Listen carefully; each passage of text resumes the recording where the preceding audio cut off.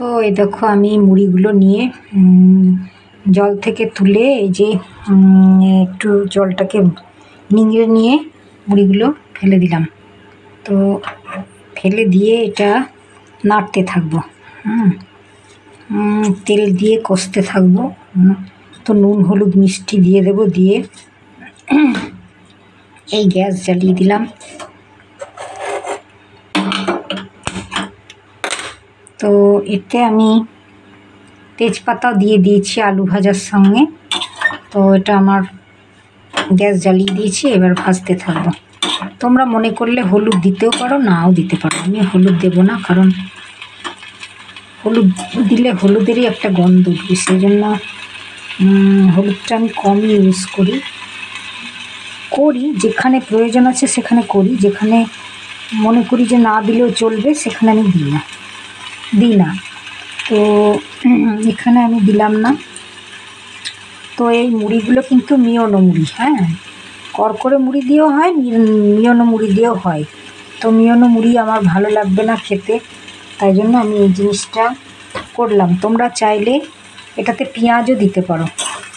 আমি পেঁয়াজও দিইনি, রসুনও দিইনি, কারণ পেঁয়াজ রসুন আজকে দেব না। এই কারণে যে আজকে মঙ্গলবার, সেই জন্য দেখলাম যে পেঁয়াজ রসুন আমি খাইনি, তো সেই জন্য আজকে আমি দিলাম না। তোমরা যদি মনে করো যে হ্যাঁ পেঁয়াজ রসুন দেবো, দিয়ে খাবো, তাহলে তোমরা করে খেতে পারো। তো আমি এই ভাজা হবে, এতে তো ধনে দিয়ে দিয়েছি, ধনে ভাজা হয়েই গেছে। তো এই ভাজতে লাগবো, আর একটু তেল দিয়ে দেবো, আর নুন আর মিষ্টি দিয়ে দিই একটু। আলু ভাজার সঙ্গে নুন আমি দিয়েছি, তাও আর একটু দিই, মুড়িটা দিলাম তো এই জন্যে এই একটুখানি নুন দিলাম, আর মিষ্টি দিয়ে দিই।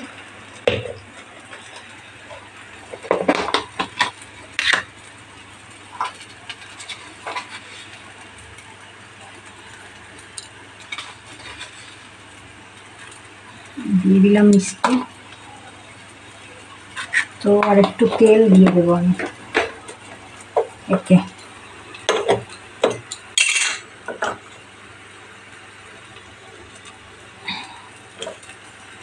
এতে আরও অনেক রকম সবজিও তোমরা দিতে পারো, কিন্তু আমার অত সবজি নেই, ছিল ঝিঙে ছিল, তো ঝিঙে আমি ইচ্ছে করেই দিলাম না, দিলেও ভালো লাগতো, খারাপ লাগে না। যা সবজি থাকবে তাই দিলেই ভালো লাগবে, তো আমি দিলাম না সবজি। তো এইভাবে আমার এটা ভাজা হতে থাকবে। নুন চিনি সব আইটেম দিয়ে দিলাম, তেল দিয়ে দিলাম। দিয়ে নামাবার পরে আমি বাদামগুলো দিয়ে দেবো। তো বাদামের মধ্যে আমার তেল, পাঁচফোড়ন, জিরে, সর্ষে ফোড়ন দেওয়া আছে, আর আলু ভাজাতেও তাই। আলু ভাজাটা যখন চাপাই তখন সব তেল, পাঁচফোড়ন সবই দিয়েছিলাম। তো চাপানোর সময় তোমাদেরকে দেখানো হয়নি, তো চাপানোর পরেই দেখালাম অর্ধেকটা ভাজা হয়ে যাওয়ার পরে। তো দেখো আমার সুন্দর ভাজা হতে লেগেছে। তো তোমরা এটাতে মনে করলে গোলমরিচ গুঁড়ো যদি দাও, আর কারি পাতা, কাসুরি মেথি, এগুলো দিলে তো আরোই ভালো লাগে। তো আমি অত আইটেম দেবো না, কারণ রাতের খাবার অত গুড়পাক করে খেয়ে কোনো লাভ নাই। গুড়পাক করে খেলে নিজের শরীরেরই ক্ষতি হবে, অতিরিক্ত রিচ খেলে অসুবিধা হতে পারে বলে আমি সবসময় রিচ পছন্দ করি না বলে দিই না। তো আছে আমার আইটেমগুলো। তো এতে আমি আর একটু দিয়ে দেবো, হিং, যেটা ঠান্ডাভাবে খাওয়া যায়, সেই ঠান্ডা তরকারি করতে আমি পছন্দ করি, আর ওইটাই মানে দিই। এই যে হিং দিয়ে দিলাম একটু, যেহেতু নিরামিষ তাই জন্য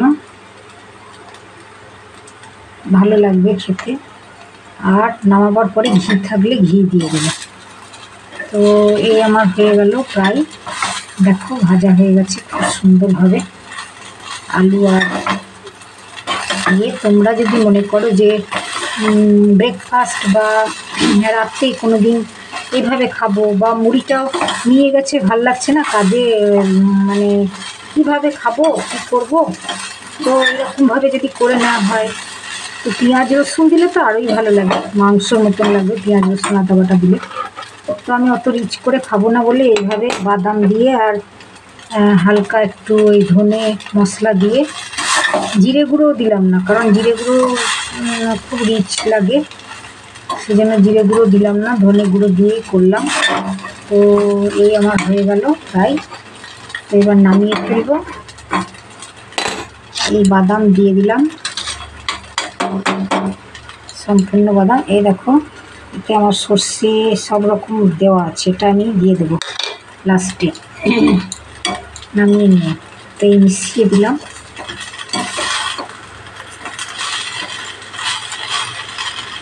গ্যাস অফ করে দিই। এই আমার হয়ে গেল। এবার আমি রাত্রে এটা খাও করবো। তো দেখো বন্ধুরা, এতে আমি হলুদ দিলাম না এই কারণেই যে হলুদ না দিলেও অনেক সময় চলে, মুড়িটা তো সাদা সাদাই, সেই জন্য হলুদ না দিলেও চলে। তো ঠিক চিড়ের পোলাও যেমন হয় সেরকম মুড়ি দিয়েও এরকম করা যায়, তো ভালোই লাগবে। যে যেরকম নুন মিষ্টি খেতে পছন্দ করো সেরকম দেবে, আমি যেরকম পছন্দ করি আমি সেরকম দিলাম। ঠিক আছে, টাটা, বাই। আসছি আবার পরের ভিডিওতে, দেখা হবে। ততক্ষণ তোমরা সুস্থ থেকো, ভালো থেকো। যদি আমার এই রান্নাগুলো ভালো লেগে থাকে তাহলে তোমরা লাইক, শেয়ার, কমেন্টস করে জানিও। ঠিক আছে, বাই। আসছি আবার পরের ভিডিওতে, দেখা হবে।